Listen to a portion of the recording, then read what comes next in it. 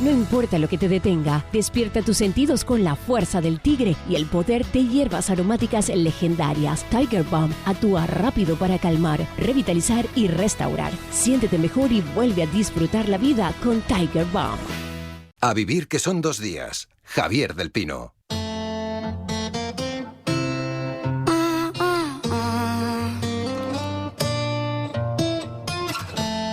Flowers in hand, waiting for me. Every word in poetry. Won't call me by name, only baby. The more that you give, the less that I need. Everyone says I look happy when it feels right. I know that you're wrong for me. Gonna wish we never.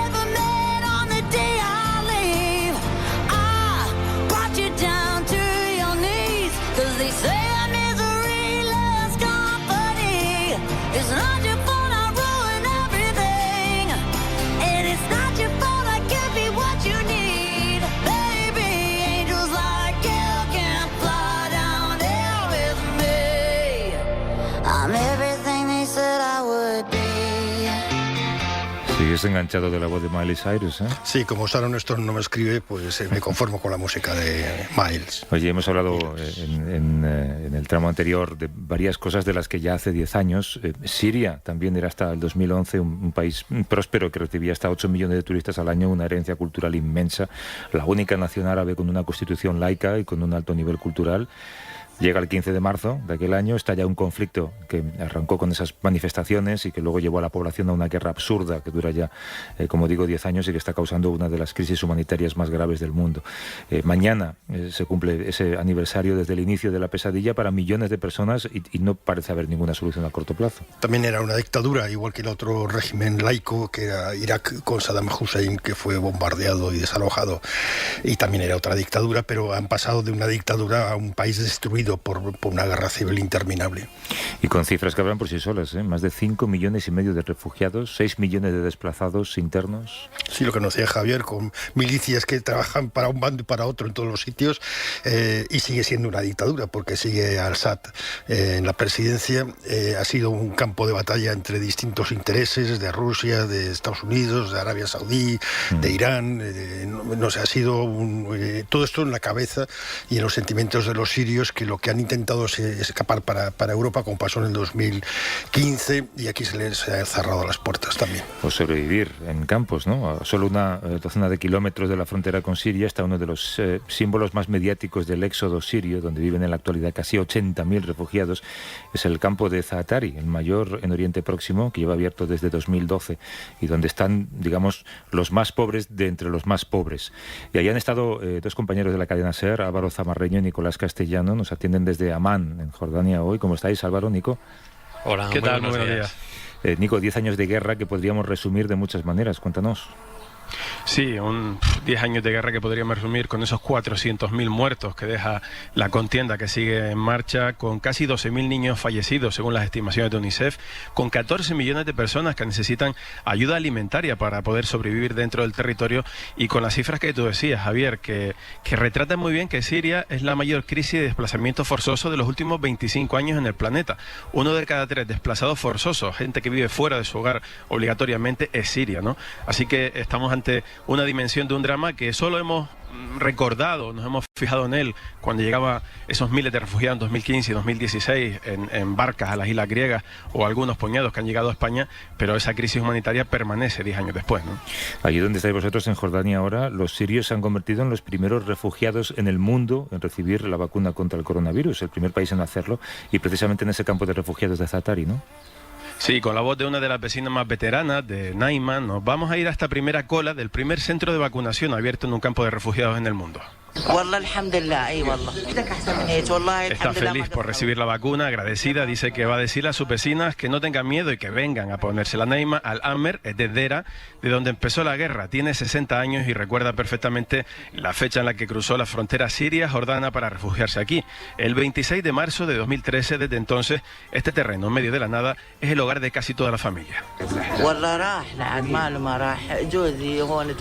Secándose las lágrimas, explica que por la guerra perdió perdió a su hija de 22 años y al esposo de esta, que murieron muchos familiares y vecinos por las bombas. Repite que todas las familias están castigadas por los bombardeos, que por eso huyó aquí con su marido y sus 6 hijos, pero que su marido falleció en este campo de Zaatari, en el exilio, pero que también le han pasado cosas buenas, como que sus 2 hijos mayores se hayan graduado en una universidad jordana cercana.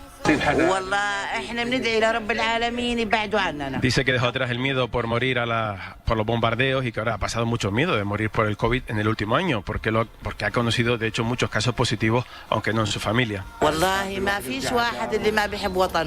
Ahora que se cumplen 10 años del inicio de la guerra que cambió para siempre su vida, dice que volvería mañana mismo a su hogar si llega la paz a Siria, volver a su casa natal, ver a los vecinos, retomar, Javier, algún tipo de normalidad, pero de momento sabe que es imposible. Sea lo que sea la normalidad, además una de las primeras en recibir la dosis de Pfizer en un país como Jordania, que no distingue entre nacionales y refugiados, todos están por igual en el plan de vacunación, ¿no? Sí, es un caso único, ¿no? Hace 3 semanas que se vacuna contra el COVID en este campo de refugiados, más de 500 han recibido ya la primera dosis y casi 250 las 2.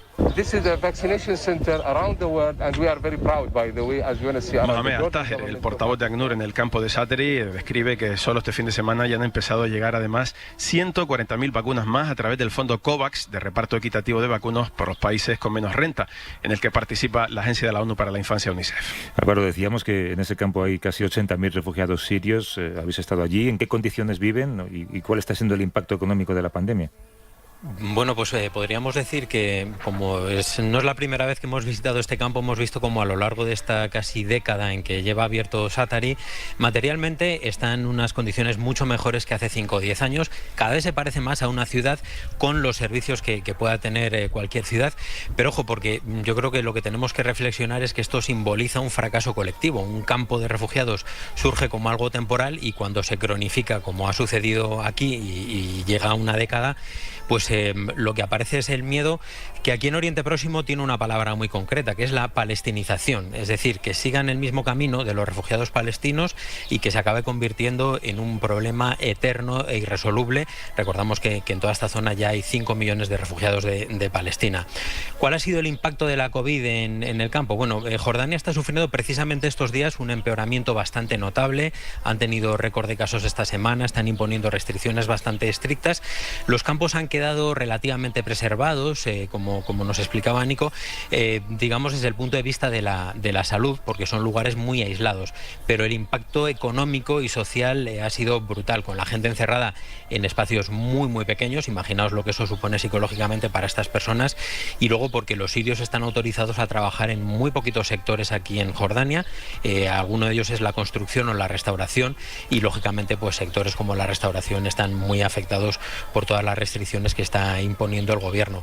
La tasa de paro oficial en Jordania ahora mismo es del 25%, es de más del 33% entre las mujeres, y el cálculo que hacen las organizaciones es que el impacto es aún muchísimo mayor entre los refugiados, que pueden haber visto cómo su pobreza aumentaba hasta un 15% en este último año. Después de tantos años hay refugiados en Líbano, en más sitios. Con los que estáis hablando, ¿qué esperanza tienen de futuro? ¿Piensan volver a Siria? ¿Tienen esperanza que un día podrán volver? ¿Cuáles son sus planes, sus sueños, no? Mira, todos hablan de alguna manera u otra de un deseo de volver, pero yo la verdad es que en todas las visitas que he hecho tanto a Jordania como a los países colindantes, nunca me había encontrado con una expresión tan rotunda a esa pregunta de si están pensando en volver. Claramente la respuesta de la inmensa mayoría de todos es no. Hay una unanimidad total. ¿Por qué? Pues en primer lugar porque tienen muy claro que aunque el conflicto se haya transformado, la violencia sigue estando presente en la vida de los sirios constantemente dentro del país. No creen que se den las garantías para retornar a sus casas, entre otras cosas porque en muchos casos no tienen casa a la que volver e incluso han perdido sus propiedades, ¿no? Y luego porque saben que la situación económica en Siria es muchísimo peor. Por ejemplo, ha habido una inflación brutal y lógicamente son conscientes de que volverían a un escenario en el que prácticamente su ya de por sí pésimas condiciones de vida serían aún peores. De hecho, desde 2016, fíjate que en todos estos 10 años han salido 5 millones y medio de refugiados, y según los datos que calcula ACNUR, solamente han vuelto 267.000 en este tiempo.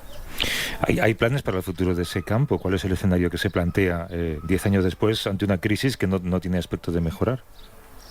Pues en primer lugar, seguir luchando por conseguir los fondos para que este campo pueda seguir funcionando, gracias a organizaciones como por ejemplo UNICEF, con la que hemos hecho esta visita, ACNUR, organizaciones internacionales e incluso locales más pequeñas.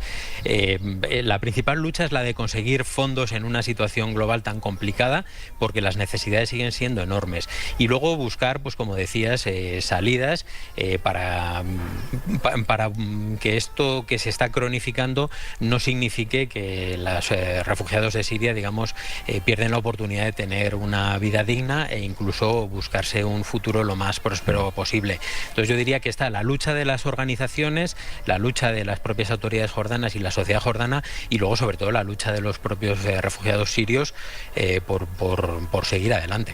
Vosotros habéis estado allí en varias ocasiones, supongo que habéis visto cómo el campo iba creciendo, y claro, hablábamos de 80.000 refugiados en ese lugar. Describidnos un poco cómo es, un sitio tan inmenso, me imagino que casi tendrá hasta calles y avenidas, ¿no? Bueno, fíjate, esto ha cambiado mucho. Estuvimos en el inicio de la apertura de Zaatari hace casi 10 años y era todo tiendas de campaña, ¿no? El aspecto habitual de esos campos provisionales.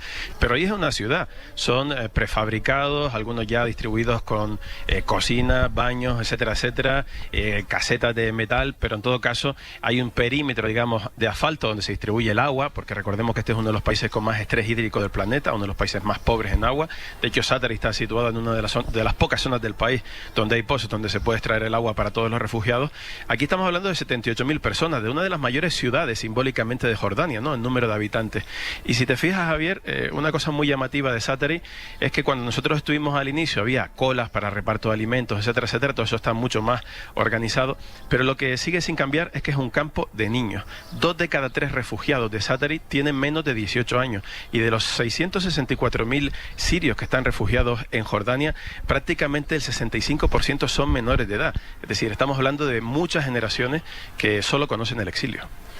¿Cómo es la seguridad en estos campos? Porque uno de los problemas de las guerras es que destruye por completo los esquemas sociales, y en otros campos ha habido problemas de seguridad con mujeres y demás, que son las principales víctimas, y los niños. ¿Cómo está la situación ahí? Bueno, podríamos decir que la seguridad es extrema, todo el perímetro está controlado por las autoridades jordanas, así que en ese sentido es un lugar muy controlado. Pero dentro. Luego lo que es dentro del campo, como decías, hubo momentos en que la situación fue muy complicada. Hablabas, por ejemplo, de la vulnerabilidad de las mujeres ante esa inseguridad. Eso ha cambiado a mejor, porque si hablamos de un campo que hace 8 años prácticamente no tenía electricidad, no había por lo tanto luz en las calles, hoy en día eso es distinto, pero sigue habiendo esos problemas de inseguridad. La vulneración de las mujeres en cualquier contexto siempre es mayor, y en un contexto así aún más. Y por ejemplo, una de las principales inseguridades que quizás no asociamos a esa idea de seguridad, pero al final lo es que la incertidumbre ante el futuro pues ha llevado a que muchas familias opten por casar a sus hijas muy jóvenes para intentar aliviar, digamos, el peso económico que soportan las familias, y al final eso no deja de ser una manera de inseguridad para la vida de esas mujeres. Nico y Álvaro nos han atendido desde Amán, en Jordania, en un viaje que han podido hacer gracias también a la ayuda de UNICEF. Nicolás Castellano y Álvaro Zamarreño, gracias, compañeros, abrazos. Un abrazo. Muchas gracias. No importa lo que te detenga, despierta tus sentidos con la fuerza del tigre y el poder de hierbas aromáticas legendarias. Tiger Balm actúa rápido para calmar, revitalizar y restaurar. Siéntete mejor y vuelve a disfrutar la vida con Tiger Balm.